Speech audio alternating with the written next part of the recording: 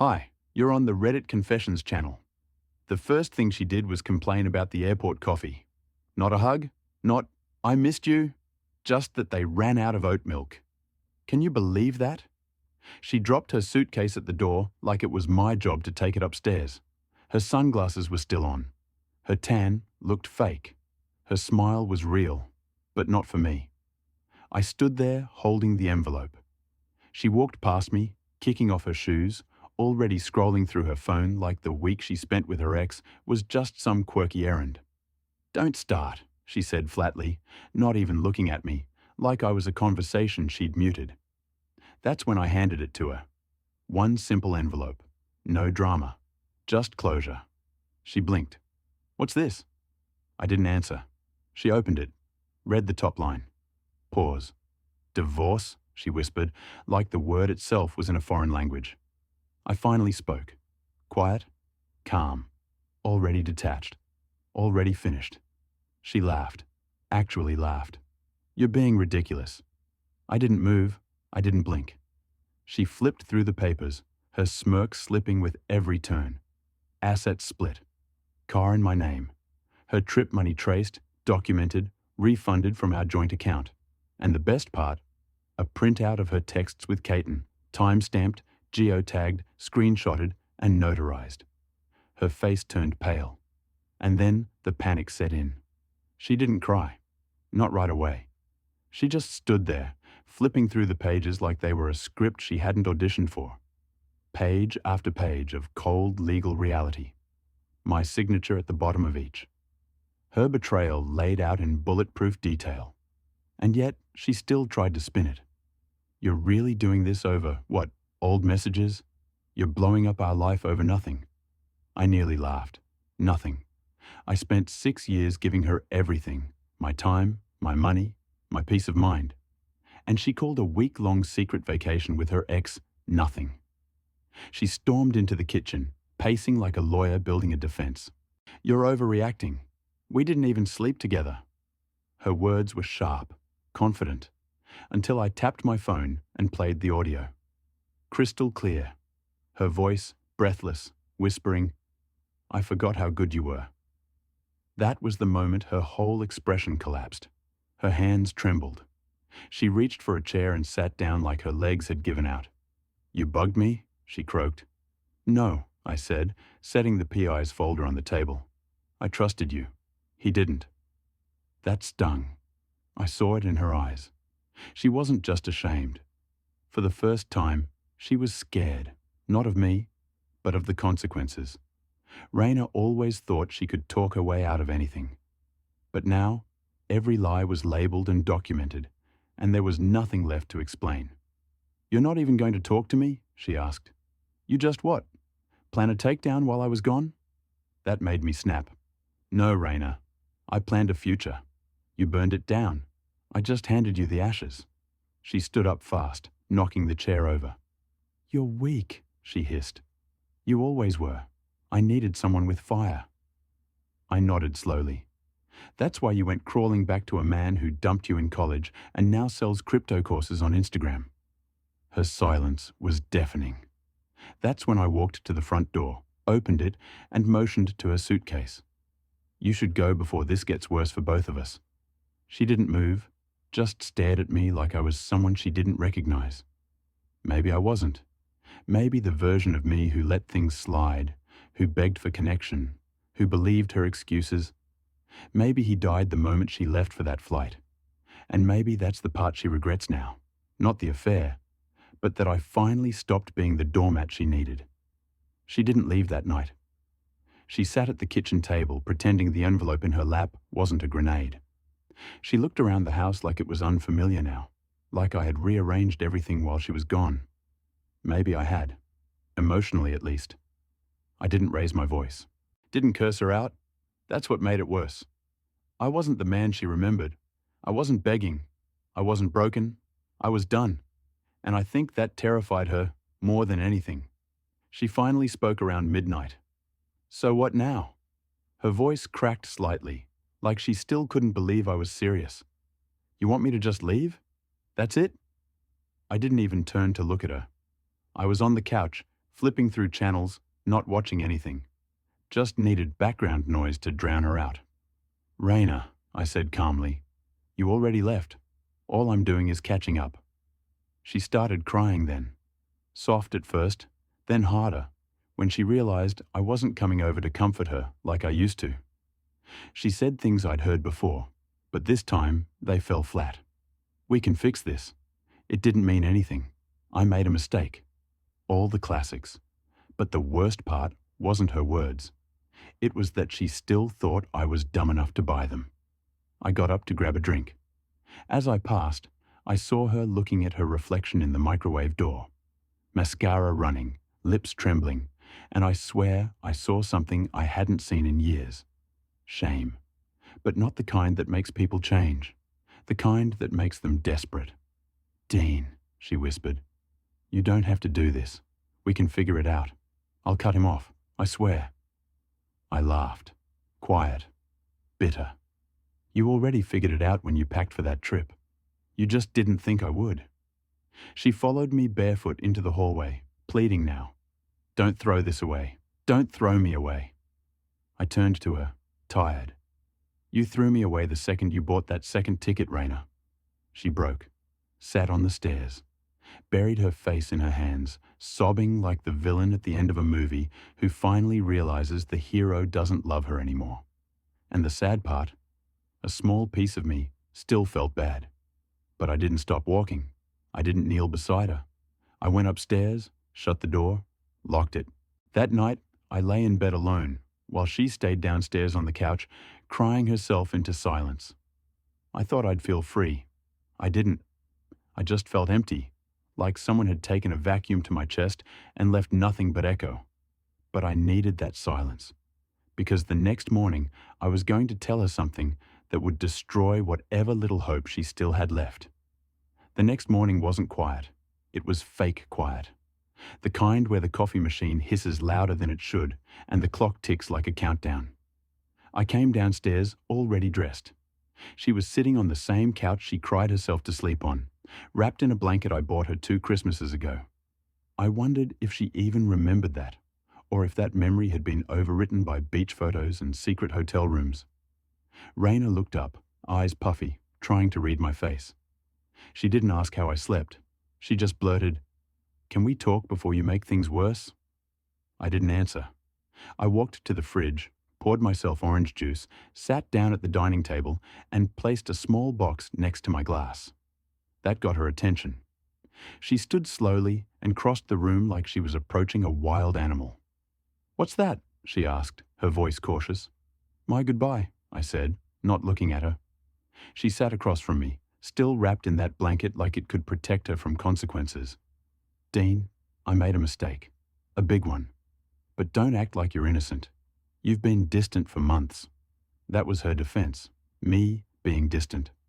As if emotional detachment gives someone a green light to resurrect an ex and book matching plane tickets.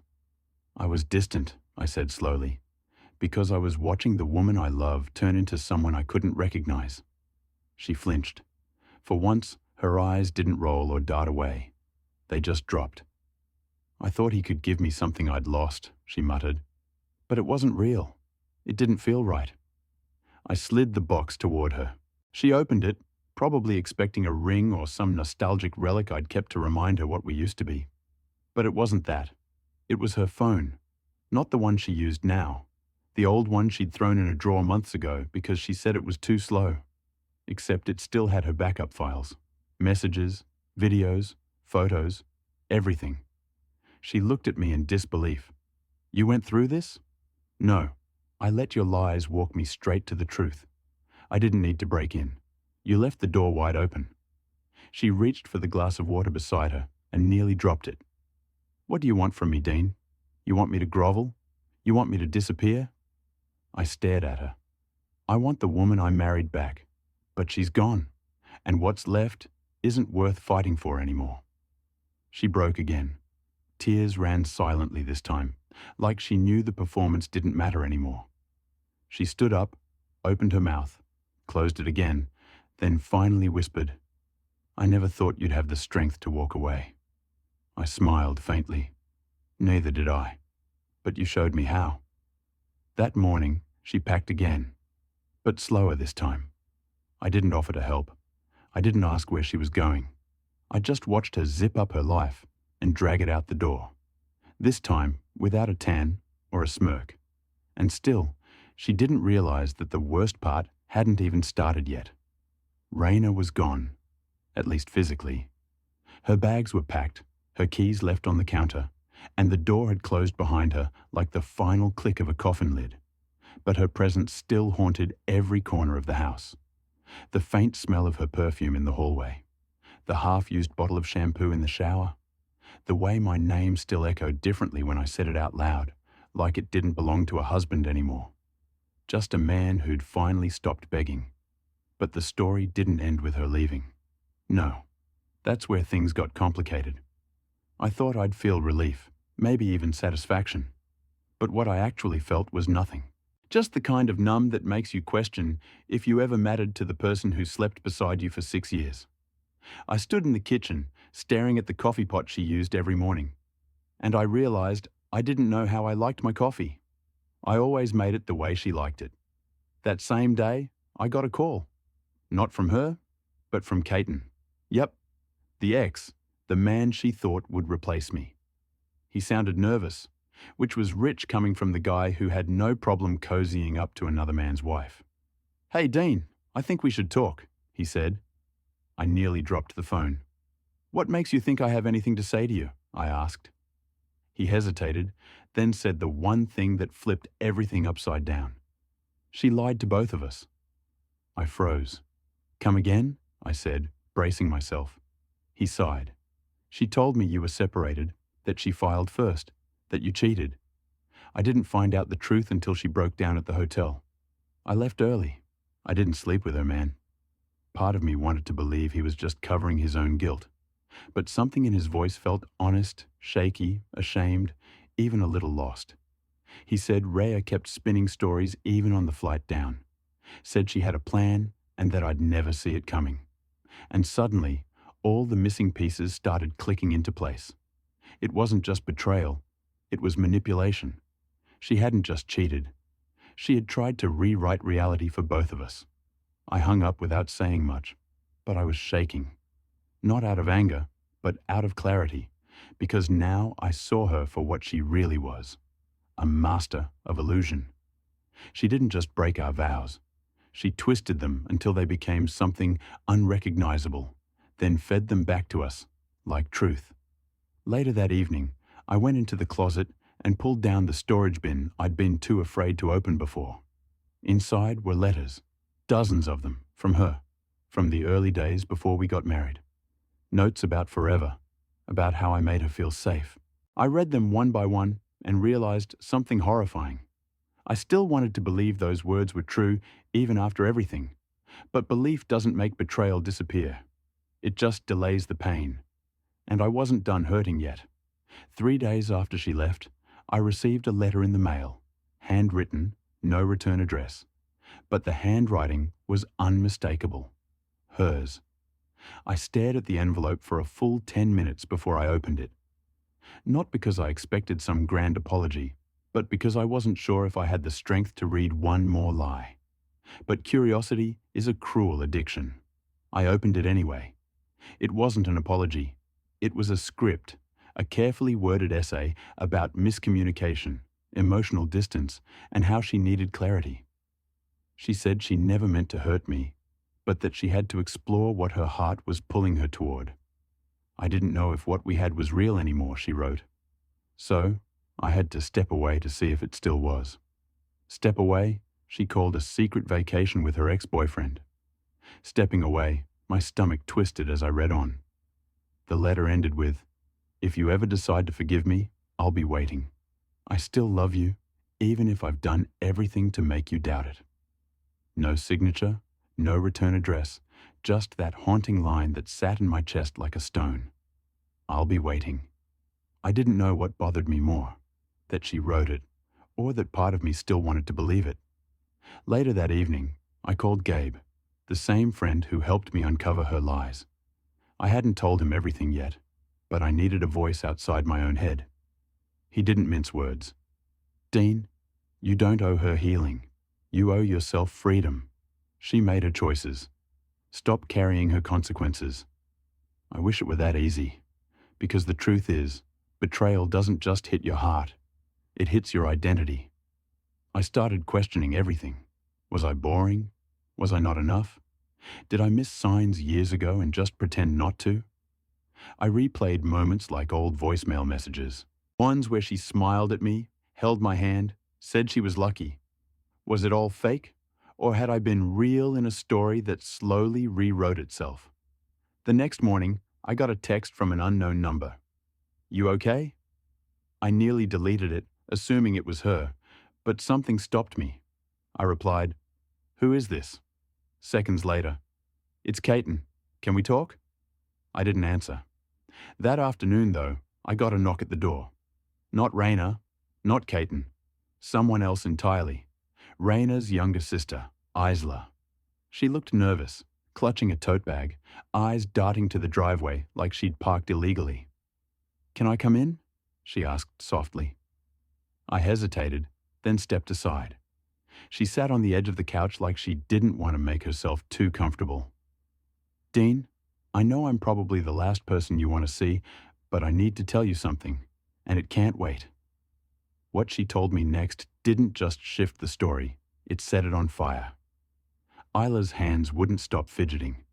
She kept twisting the strap of her bag like she was bracing for me to kick her out. I didn't say a word. I just waited. My head was spinning with 1,000 possible scenarios. None of them good. But her face told me this wasn't about damage control.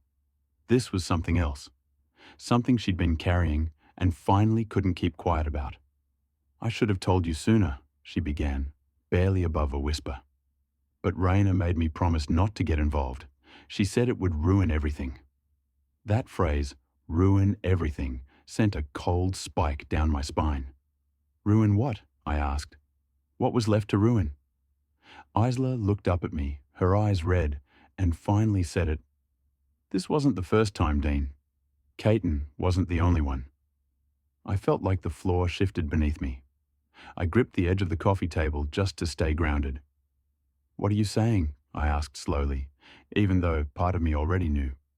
She's been doing this for years, Isla continued. She'd meet up with guys on her work trips. She even told me once that she liked the thrill, said it made her feel powerful. Her voice cracked on that last word like it physically hurt her to repeat it. I wanted to scream, to break something, to wake up from this spiraling nightmare. But I didn't.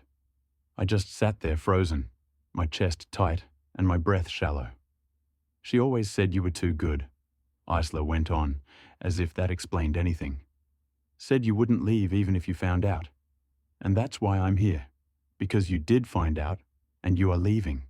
And I thought you deserved the whole truth before she spins it into something else. I closed my eyes, trying to absorb it, trying to understand how someone could live a double life right under my nose. All those times she came home tired, all those last-minute trips, all the emotional distance she blamed on me. It had all been part of a lie so deep, I had no idea where it ended. She told Caton you abused her, Isla added quietly. She said she stayed with you out of fear, that you were controlling and cold. My heart didn't just break in that moment. It turned to ash. I had spent the last few weeks questioning my worth, my masculinity, my ability to love. And all along, she had been out there turning me into the villain of her story. I stood up suddenly, overwhelmed by the heat in my face. Why are you telling me this now? I snapped, my voice sharper than I intended. Isla looked up at me, eyes full of guilt. Because I watched her destroy you, and I stayed quiet because you were good to her, Dean. Better than she ever deserved. And because if I were in your place, I'd want someone to finally be honest. I didn't know what to say. I didn't thank her. I didn't yell. I just stood there, my entire body trembling with the weight of what I just learned. My marriage hadn't just been a betrayal.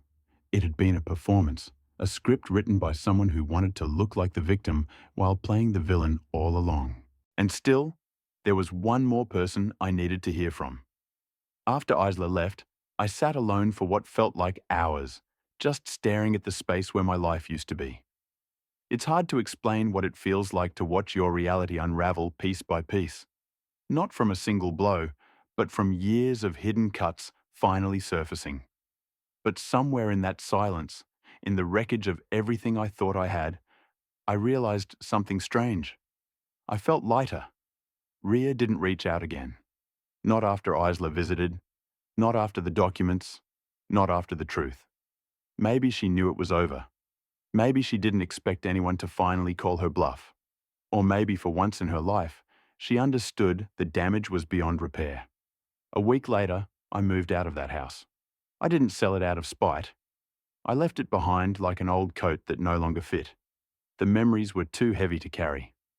I found a small place closer to my work near a park I used to jog through before everything became about survival. The first night in my new apartment, I slept through the night for the first time in months. No nightmares, no heavy weight on my chest, just silence and peace. A few weeks after that, I started talking to someone. Her name's Delaya. I met her through a friend who insisted I needed to laugh again. I didn't expect anything serious. I was still rebuilding, but there was something about Delaya.